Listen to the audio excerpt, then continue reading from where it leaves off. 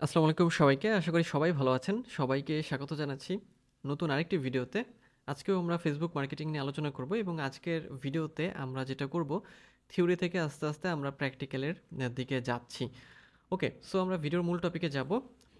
তো আজকের ভিডিওতে আমরা যেটা জানবো সেটা হচ্ছে যে অ্যাড কপি সম্পর্কে জানবো। অর্থাৎ অ্যাড কপিতে আসলে কোন বিষয়গুলো থাকে বা অ্যাড কপিতে আমরা কোন বিষয়গুলো সাজাবো সেটাই আমরা আজকের ভিডিওতে আলোচনা করব। তো প্রথমে আমরা একটু জানি যে অ্যাড কপি বলতে আসলে কি বোঝায়। অ্যাড কপি বলতে আসলে যেটা বোঝায় যে আমাদের অডিয়েন্সের সামনে বা টার্গেটেড কাস্টমারদের সামনে আসলে কোন বিষয়টি যাবে বা কোন ইমেজ যাবে, কোন টেক্সট যাবে, কোন হেডলাইন যাবে, কোন লিঙ্ক যাবে, কোন সিটিএ বা কল টু অ্যাকশন বাটন যাবে, ইত্যাদি বিষয়গুলোকে অ্যাড কপি বলা হয়। সো যদি আমরা ভালো অ্যাড রান করতে চাই বা ভালো মার্কেটার হতে চাই ফেসবুক মার্কেটিংয়ের ক্ষেত্রে, সেক্ষেত্রে আমাদের অবশ্যই ভালো অ্যাড কপি সম্পর্কে ধারণা রাখতে হবে। সো আজকের ভিডিওতে আমরা সেই অ্যাড কপি সম্পর্কে জানব।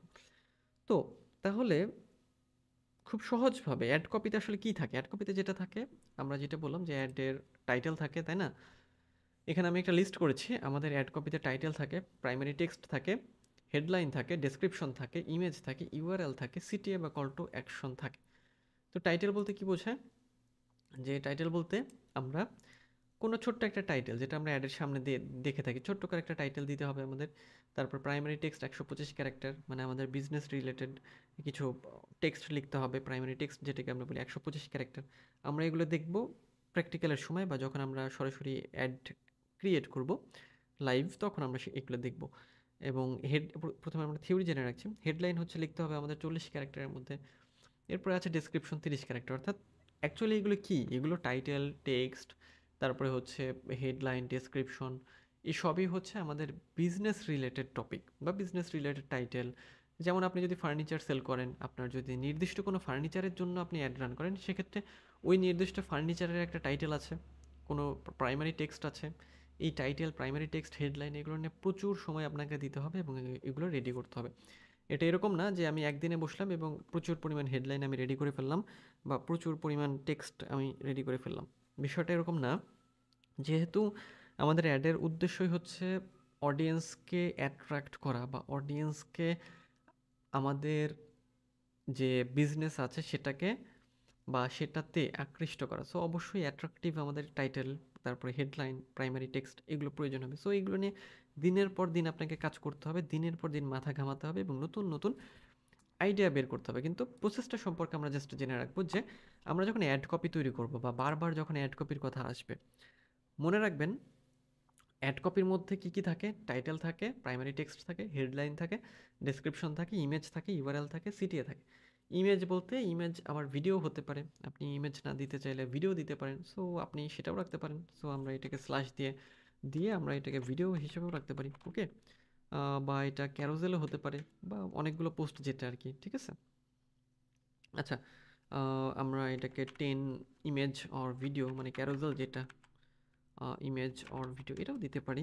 ওকে, সো অ্যাকচুয়ালি অ্যাড কপির মধ্যে এগুলোই থাকে। ইউআরএল বলতে যে যখন কেউ আমাদের অ্যাড দেখবে, অ্যাড দেখে সে রিডিরেক্ট হয়ে কোথায় যাবে, মানে আমাদের ওয়েবসাইটে এসে ল্যান্ড করবে, সেই লিঙ্ক বা সেই ইউআরএল এর কথাই বলা হচ্ছে। এরপরে সিটিএ, অর্থাৎ সিটিএ বলতে যে কল টু অ্যাকশন, অর্থাৎ আমরা আমাদের অ্যাড দেখিয়ে পিপলকে কী করতে চাই, যে মানে বাই নাও করাতে চাই, শপ নাও করাতে চাই, মানে চাই তারা কিনুক নাকি পারচেস করুক নাকি অর্ডার করুক, নাকি তারা আমরা লার্ন মোডে যাচ্ছি, নাকি মেসেজ দেবে তারা, এই বিষয়গুলো আর কি কল টু অ্যাকশন।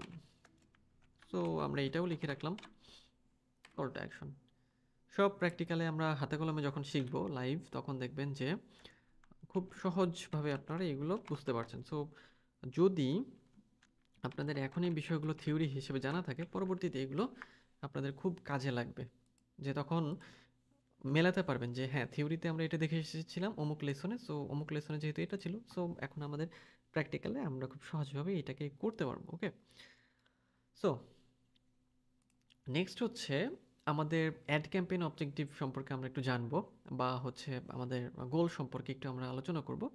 সেটা হচ্ছে যে এটা খুব সিম্পল, এটা নিয়ে আসলে মানে খুব তেমন একটা বলার কিছু নেই। শুরুর দিকে আমি কিছুটা বলেছিলাম, আপনাদের আইডিয়া আছে হয়তো এটা নিয়ে, যে আমার যে বিজনেস বা আপনার বা যে যেটাই বিজনেস করেন না কেন, আপনার বিজনেস অবজেক্টিভ সম্পর্কে আপনাকে জানতে হবে। যেমন আপনার যদি অনলাইন ক্লথিং স্টোর থাকে বা আপনার পেট ফুড আপনি সেল করেন অথবা আপনি কার সেল করেন, সেক্ষেত্রে আপনার বিজনেসের একটা বিজনেসের অবজেক্টিভ কিন্তু আলাদা। এই বিজনেসের অবজেক্টিভ একটা, এই বিজনেসের অবজেক্টিভ আলাদা। সো এর অবজেক্টিভ কি? এর অবজেক্টিভ হচ্ছে অনলাইনে জামাকাপড় বিক্রি করা, তাই না? সেই জামাকাপড়ের আবার ক্যাটাগরি থাকতে পারে। সেটা ছেলেদের জামাকাপড় হতে পারে, তার মধ্যে আবার বাচ্চাদের হতে পারে, বয়স্কদের হতে পারে, যুবকদের হতে পারে, তাই না? আবার পেট ফুডের ক্ষেত্রে পেট ফুড শপ হলে কোন পেট ফুড? ক্যাটের জন্য নাকি ডগের জন্য? না সব পেটের জন্য? এরকম হতে পারে। কার সেলের ক্ষেত্রে আপনি কি ধরনের গাড়ি সেল করেন? কাদের কাছে গাড়ি সেল করবেন? কারা আপনার টার্গেটেড কাস্টমার? সো প্রত্যেকটা বিজনেসের যেহেতু আলাদা আলাদা অবজেক্টিভ থাকে, সো এই অবজেক্টিভের কথা বারবার আসবে আমাদের এই অ্যাড রান করার ক্ষেত্রে। কারণ হচ্ছে যে যখন আপনি একজন মার্কেটার হিসেবে অ্যাড রান করতে যাবেন, আপনার কিন্তু অবজেক্টিভটা মাস্ট বা অবজেক্টিভ জানতেই হবে যে আমরা অ্যাড রান করবো ভালো কথা, কিন্তু আমাদের অবজেক্টিভ কি? আমরা কাদের জন্য অ্যাড রান করব? আমরা কাদেরকে অ্যাড দেখাবো? কারা আমার টার্গেট অডিয়েন্স? কোন এলাকায় আমি অ্যাড দেখাবো? তাদের লোকেশনটা কোথায়? কাদেরকে আমি টার্গেট করতে চাই? খেয়াল করবেন যে যে বিজনেস মানে যারা বিজনেস করে তাদের কিন্তু এরকম অবজেক্টিভ থাকে এবং তারা চাইলে পুরো দেশকে টার্গেট করেও মার্কেটিং করতে পারে অথবা নির্দিষ্ট এরিয়াকে টার্গেটিং করেও মার্কেটিং করতে পারে বা তার বিজনেসকে প্রমোট করার ট্রাই করতে পারে বা প্রমোট করতে পারে। সো আপনার এটা মাথায় রাখতে হবে, বিজনেসটা কি, বিজনেসের ধরন কি, তাদের লক্ষ্য কি, তাদের উদ্দেশ্য কি। সো আপনার যদি নিজের বিজনেস থাকে আপনাকে এটা এটা ফাইন্ড আউট করতে হবে। আর যদি ক্লায়েন্টের বিজনেস নিয়ে কাজ করেন সেক্ষেত্রে আপনার মাথা খাটিয়ে বের করতে হবে যে হ্যাঁ, ক্লায়েন্টের বিজনেস হচ্ছে অমুক, অমুক বিজনেসের বিষয় হচ্ছে এগুলো এগুলো। যেমন হচ্ছে ক্লায়েন্টের যদি অনলাইন ক্লথিং স্টোর থাকে, তো সেক্ষেত্রে আপনার যদি এই বিষয়ে ধারণা থাকে বা এই বিষয়ে আপনি যদি একটু রিসার্চ করেন, আপনি খুব সহজেই এর লক্ষ্যগুলো পেয়ে যাবেন। ওকে, সো এই বিষয়গুলো আপনার মাথায় রাখতে হবে।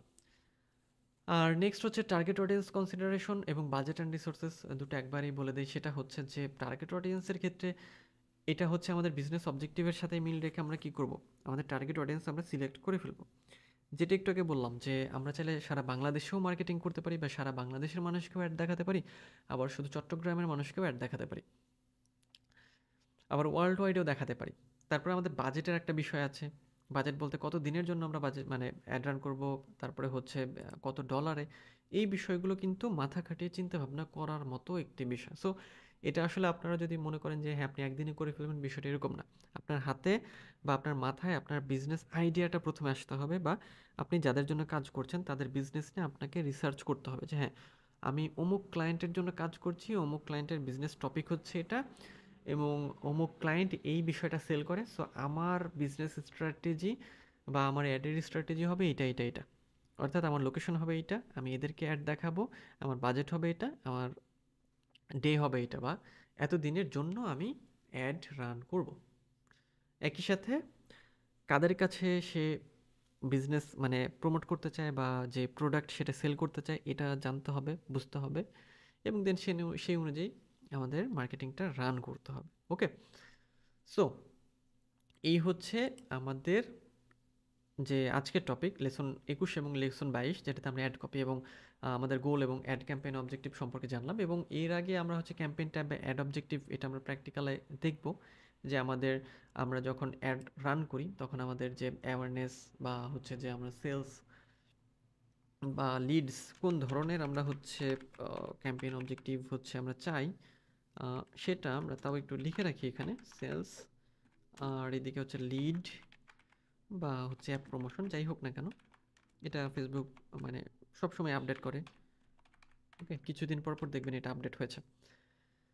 ওকে, সো আমাদের লেসন 20, 21, 22 হয়ে গিয়েছে। নেক্সট ভিডিওতে আমরা হচ্ছে আইডিয়া মডেল নিয়ে আলোচনা করব, যেটা আপনি যদি আপনি অ্যাড রান করার সময় যখন আপনি অ্যাড কপি তৈরি করবেন বা অ্যাড নিয়ে রিসার্চ করবেন তখন আপনার আইডিয়া মডেল খুব কাজে লাগবে।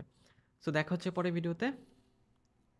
সে পর্যন্ত সবাই ভালো থাকবেন আর অবশ্যই সুস্থ থাকবেন আর আমার চ্যানেলের সাথেই থাকবেন।